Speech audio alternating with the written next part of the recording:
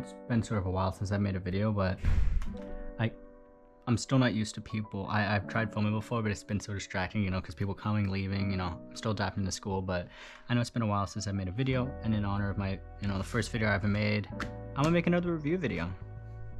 Yeah, a recommendation video, whatever you want to call it. And keep in mind, these are all opinions. These are not facts. Everybody plays differently, you know, all that stuff. Let's, you know, get the ones I personally would never recommend you get. Starting off with this, yeah. Oh God, I'm so sorry for that. That was really loud.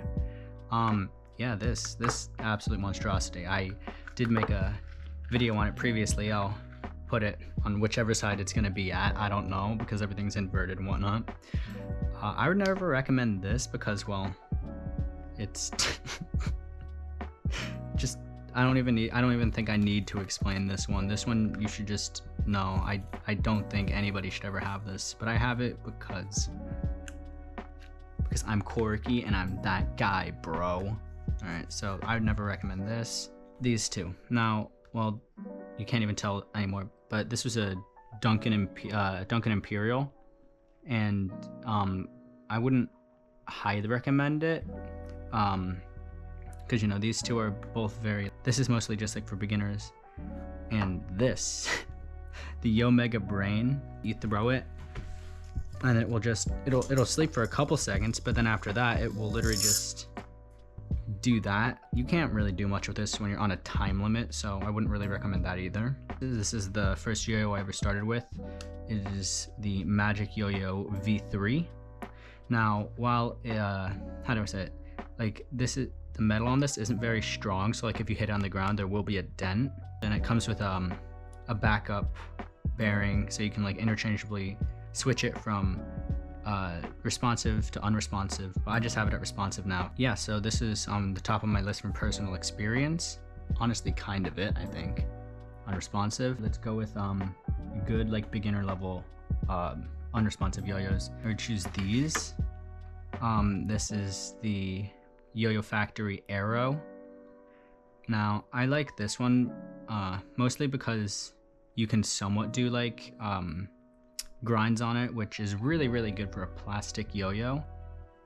And you see it has these metal inner rings to make it spin longer, so it's actually a pretty good bang for your buck yo-yo. This is the Yo-Yo Factory Wedge. This was my first ever unresponsive yo-yo. Unfortunately, I do have to place it underneath the arrow, mostly because the like plastic this is made of, this will tie the string very easily, and it will just like come up to you like when you don't want it to. I've hit myself so many times in the face. I prefer this one, but I recommend the arrow over the wedge. Yo-Yo Factory Grind Machine. I don't know why it's called the grind machine. It doesn't really spin for very long. It has the stacks, hub stacks. You know, my ordering goes most recommended to least recommended. Highly recommended unresponsives for me. Here, this is the Dunkin' Grasshopper GTX. I'm not sure if you can read it there. Had it for a while, and I've never really experienced any problems with it. Finger spins are a little bit hard on this, but other than that, it plays perfectly. This yo-yo comes in second place. This is the Yo-Yo Factory Horizon. Now, this is one of the yo-yos that I've had like for the longest amount of time, so there might be a bit of bias in there, and you can see all the little dents from when I've dinked it. But I really like this one, almost because it's like slim but sort of wide shape, if that sort of describes it well.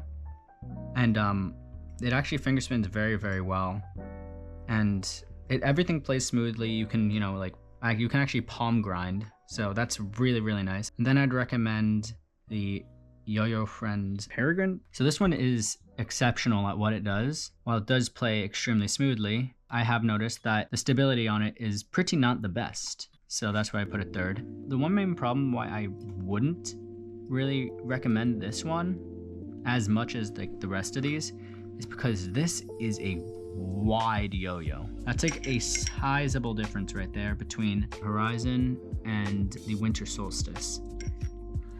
I have very small hands, so catching something this wide is really difficult for me. I wouldn't really recommend these ones. And all for their own separate reasons.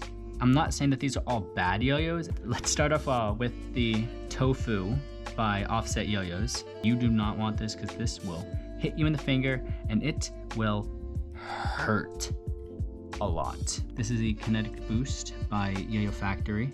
And it is a ultra light yo-yo, which is very nice. It has very little resistance to move, so you can like whip this thing around. This thing tilts way too much. I'm just, you know, I can do tricks better on the Tofu than I can with the Kinetic Boost. So because of the tilt, yeah, I wouldn't really recommend it. It's like a really sensitive yo-yo when it comes to that. Yo-Yo Factory 9 Dragons. While I do love the design of this and how it plays, it is really loud. Now the reason it's loud is because it has multiple bearings. Each side can spin individually. The little caps can spin. Yeah, I wouldn't really recommend. Sorry about that. Let's go on to string.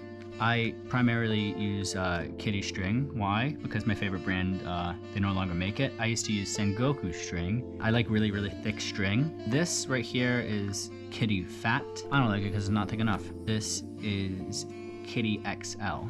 And XL honestly could be a little bit thicker, which is why I actually choose Sengoku over all of them, because it's just like unnecessarily thick. And I like my strings very soft as well. Yeah, I hope you guys all had a great time here.